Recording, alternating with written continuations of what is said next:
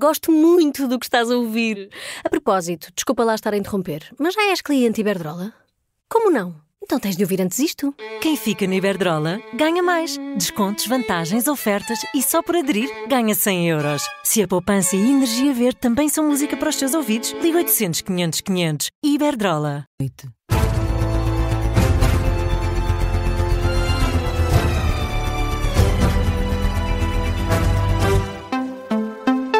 As notícias com Laura Figueiredo. Boa noite. Henrique Gouveia Melo esclarece a polémica que dava conta de que só teria concorrido à presidência da República depois de Marcelo Rebelo de Sousa o ter tentado travar. Ora, o almirante garante que nunca afirmou que era esse o principal motivo para entrar na corrida a Belém.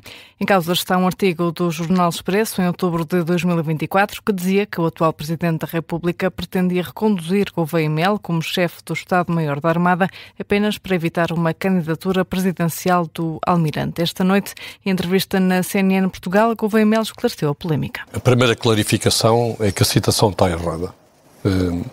O livro vai sair em breve e todos podem ver a página 124 e 125, em que eu nunca digo que o principal motivo para concorrer à presidência tem a ver com o atual Presidente da República.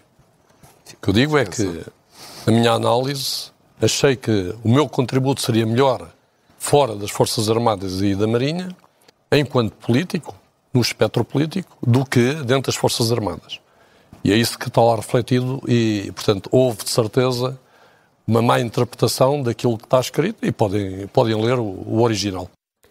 Durante a tarde, Marcelo Rebelo de Sousa garantiu que nunca tentou travar a candidatura de Gouveia Melo e, por isso, nega a acusação. Eu não dei essa entrevista. Não dei nenhuma entrevista em que tivesse dito aquilo que me dizem que disse. Não encontro nenhuma entrevista minha em que eu me pronunciasse sobre questões de chefia das Forças Armadas. A entrevista ao Expresso, não foi essa? Não há nenhuma entrevista com palavras minhas pronunciando-me sobre quem é chefe, quem não é chefe, quem deve ser, quem não deve ser, chefe de um determinado ramo das Forças Armadas e pronunciando sobre quem deve ser ou não candidato presidencial. Está a faltar à verdade, Gouveia Melo. Não estou a dizer isso, estou a dizer que eu não dei. Reação de Marcelo Rebelo de Sousa em declarações aos jornalistas ao início da tarde, à margem de uma cerimónia militar em Vila Viçosa. Gouveia Melo falou ainda sobre as alterações à lei laboral propostas pelo governo da AD.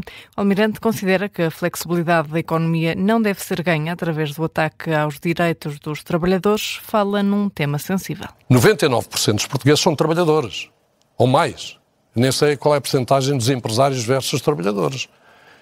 E qualquer coisa que mude os direitos dos trabalhadores deve ser pensada com muito cuidado.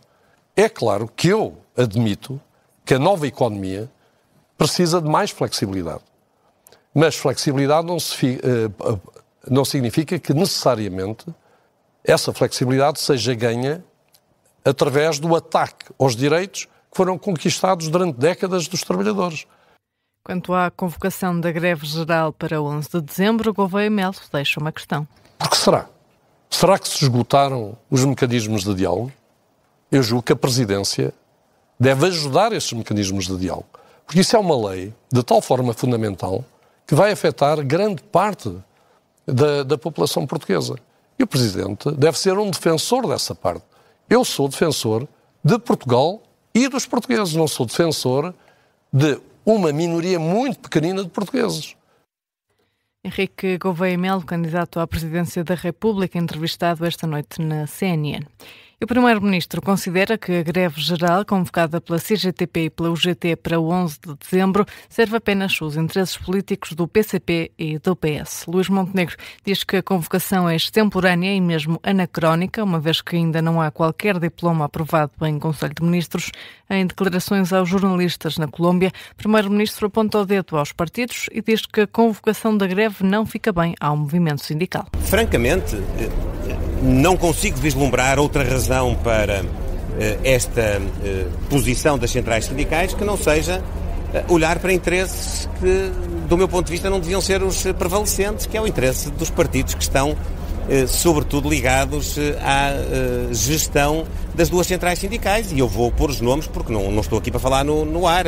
Estou a falar do Partido Comunista, que quer mostrar a sua existência através da sua rede sindical na CGTP, e estou a falar do Partido Socialista, que também quererá mostrar a sua existência política da oposição, aproveitando alguma preponderância que tem na UGT. Luís Montenegro, no final da cimeira entre a União Europeia e a Comunidade de Estados Latino-Americanos e Caribenhos, que decorreu este domingo na Colômbia. André Ventura pede ao Governo que faça algumas cedências para que seja possível aprovar a nova legislação laboral. O Presidente do Chega reforça que está disponível para um acordo nesta matéria e avisa que o Executivo já devia ter resolvido a situação para evitar a greve. O Governo já devia ter resolvido isto. Não resolveu. Podia dizer assim, não tenho abertura da Assembleia da República para fazer isto, mas isso é falso também, porque tem. E isso tem o segundo maior partido a dizer que quer resolver questões, desde que algumas questões importantes, como o trabalho por turnos, o trabalho suplementar, os direitos de amamentação, a precariedade, não sejam postos em causa. Agora, tem que haver essa iniciativa da parte de quem governa. Se não o fizer, vamos estar a criar mais conflito social, vamos estar a promover aparentemente uma greve geral, porque nós já vimos que com a maior parte destes tipos dos sindicatos a gente não lhes pode ter em grande conta, porque eles não querem nenhuma negociação séria e francamente não querem nenhuma solução. André Ventura afirmou ainda que, caso seja eleito, o Presidente da República admite vir a decretar estados de exceção para dar poder extraordinário à polícia e a outras autoridades para combater o crime. Na atualidade internacional, o diretor-geral da BBC e a presidente executiva da BBC News demitiram-se na sequência de uma reportagem que visava o presidente dos Estados Unidos. Nos últimos dias, o canal esteve no centro de uma controvérsia, acusado de ter apresentado de forma enganosa as declarações de Trump num documentário do programa de informação Panorama, transmitido em outubro de 2024. Esta semana, o The Telegraph publicou detalhes do caso e citou um memorando interno da BBC a sugerir que o programa editou duas partes do discurso de Trump, juntando-as como se tivessem sido ditas nessa mesma sequência. Ora, o diretor-geral e a presidente executiva demitiram-se e o presidente da BBC já foi chamado a prestar esclarecimentos perante uma comissão parlamentar na segunda-feira. Entretanto, Donald Trump já reagiu na rede social Truth Social, desde que foram apanhados a adulterar o excelente discurso de 6 de janeiro e agradece a exposição de que considera serem jornalistas corruptos. As companhias aéreas dos Estados Unidos cancelaram este domingo mais de 2.000 voos devido à paralisação do governo, mas também devido à ordem da Administração Federal de Aviação para reduzir o tráfego aéreo. A lentidão em 40 dos aeroportos mais movimentados do país já dura há 3 dias e começa a provocar interrupções mais generalizadas, inclui mais de 7.000 atrasos registados só este domingo. O secretário dos Transportes dos Estados Unidos alerta que o tráfego aéreo norte-americano pode diminuir drasticamente se a paralisação do Governo Federal se prolongar durante o movimentado período de viagens do Dia de Ação de Graças. No desporto, Benfica e Casa Pia empataram esta noite por 2-2 no Estádio da Luz. O gol de Renato Nhaga aos 90+2 ditou o empate. O Benfica esteve a ganhar por 2-0, mas não conseguiu sair vencedor. Sudakov e Pavlidis fizeram os golos na primeira parte, mas na segunda, o autogolo de Tomás Araújo reduziu a vantagem e acabaram por empatar já mesmo na reta final. No fim do jogo, José Mourinho e Mário Branco, o diretor-geral dos Encarnados, foram diretos ao encontro do árbitro Gustavo Correia com reclamações. Na conferência de imprensa no final da partida, o treinador do Benfica fez uma análise. Culpa nossa, culpa do árbitro, culpa do VAR. Culpa do árbitro por assinalar uma grande penalidade que está tipificada na UEFA, na FIFA, em todo lado, como um não penalti. Penso que ainda erro, e estou a ser simpático ao chamar erro, ainda maior do VAR, que tem como missão ajudar o árbitro a não cometer erros, principalmente erros grosseiros, e estou a ser simpático ao dizer erros. O Benfica permanece assim no terceiro lugar, com 25 pontos, agora a 6 do líder Futebol Clube do Porto e a 3 do Sporting. O Casa Pia permanece no 15º lugar, com os mesmos 9 pontos do Arouca. E o Futebol Clube do Porto venceu o Famalicão por 1-0, segue assim na liderança isolada da Primeira Liga. No estádio do Famalicão, na 11ª jornada do campeonato, o médio dinamarquês Vitor Froholt marcou o único gol dos Dragões aos 36 minutos. No final do jogo, o treinador do Futebol Clube do Porto, Francesco Farioli, diz que a primeira parte do jogo foi totalmente controlada, mas a segunda foi mais complicada. Na primeira parte tivemos momentos e oportunidades para realmente fechar o jogo, que poderiam realmente mudar a dinâmica. A primeira parte esteve controlada, enquanto a segunda foi um pouco mais complicada. Quando se joga a cada 72 horas, nunca é fácil. Every 72 hours is never easy. Os azuis e brancos mantêm assim a liderança isolada da Primeira Liga, com mais 3 pontos do que o Sporting.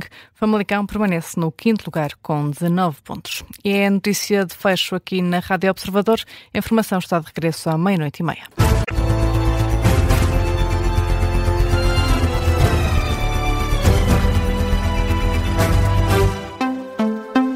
Gosto muito do que estás a ouvir. A propósito, desculpa lá estar a interromper, mas já és cliente Iberdrola? Como não? Então tens de ouvir antes isto. Quem fica na Iberdrola ganha mais. Descontos, vantagens, ofertas e só por aderir ganha 100 euros. Se a poupança e a energia verde também são música para os teus ouvidos, liga 800 500 500. Iberdrola.